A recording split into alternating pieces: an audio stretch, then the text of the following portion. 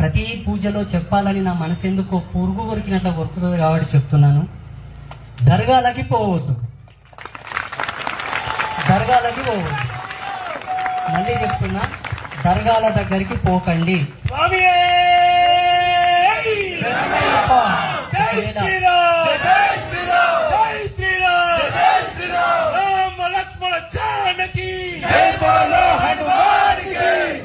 ఒకవేళ మీరు దర్గాల దగ్గరకు పోవాల్సి వస్తే 3 విషయాలు బంద్ చేయండి.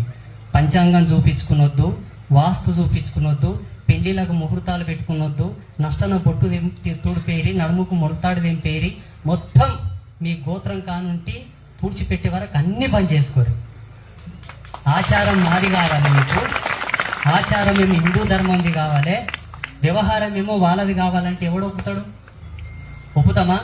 కష్టపడి తపస్సులు చేసి ఋషులు మనకి ధారపోసారు. ఇటువంటి దాన్ని మనం బూడిదలు కలిపిన పన్నీరు చేస్తున్నాం. కాబట్టి దయచేసి మిమ్మల్ని అందరినీ మనస్ఫూర్తిగా నేను వేడుకుంటున్నాను. ఇప్పుడు ఇంకొక చిన్న మాట ఏంటంటే, గురు దక్షిణ, గురు సంభావన అనేది మన ధర్మంలో ఉన్నది. అవునా కాదా? ఉందా? అయితే మేము ముగ్గురం స్వామీజీలో మిమ్మల్ని ఒక గురు దక్షిణ అడుగుతున్నాము. ఈరోజు ఈ వేదిక మూలకంగా మీరందరూ మాకు దక్షిణ ఇవ్వాలి. ఇస్తారా? నిజం చెప్పండి. డబ్బులేం అడగంగానే ఒక మాట అడుగుతాం, ఇవ్వాలంతే. ఇస్తారా? ఇవ్వకపోతే మా మర్కెల్ Guruswamy, the great and dynamic legended leader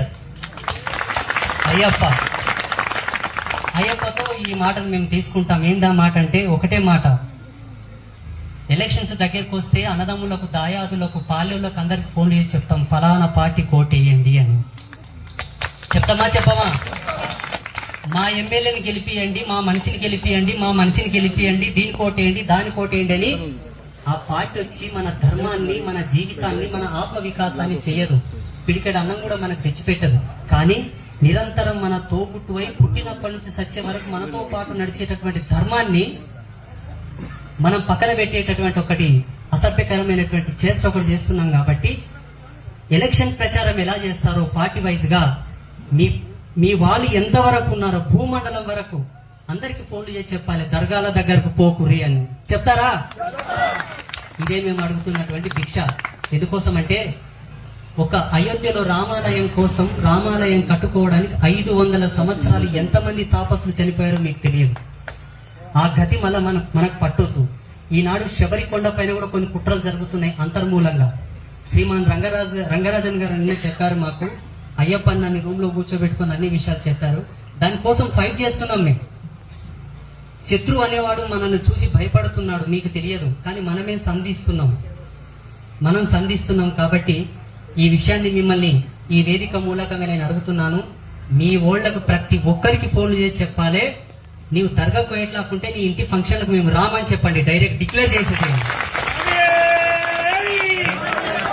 అందరికీ శుభాశీస్సులు. మా కొండప్ప మా పాత భక్తుడే, తను ఎప్పుడు చల్లగా ఉండాలని మనస్ఫూర్తిగా నేను కోరుకుంటున్నాను. ఒకసారి కురువోళ్ళు ఎవరైనా ఉంటే చేతులు లేపండి. కురువోళ్ళు. శివాయేళ కోడిగే, శివాయేళ కోడిగే, మల్లన్ననేళ కోడిగే, ఎల్లమ్మనేళ కోడిగే. పుట్టేడు బండారు నష్టాన్ని పెట్టుకొని దర్గాలకు పోతారు కురువోళ్ళంతా. మీరు గాన దర్గాల కాడిపోయి కందులు చేసిరే, నేను ఎల్లమ్మ తల్లికి తపస్సు చేస్తా, వాళ్ళ ఇంటికి ఆశీర్వాదం ఇవ్వద్దని. నేను బీరప్పక తపస్సు చేస్తా, వాళ్ళకి ఆశీర్వాదం ఇవ్వద్దని. చూడు, బొట్టు పెట్టేటోడు బొట్టు పెట్టనోడు ఎప్పుడు ఒకటి కాడు. బొట్టు పెట్టేటోడు బొట్టు పెట్టనోడు ఎప్పుడు ఒకటి కాడు.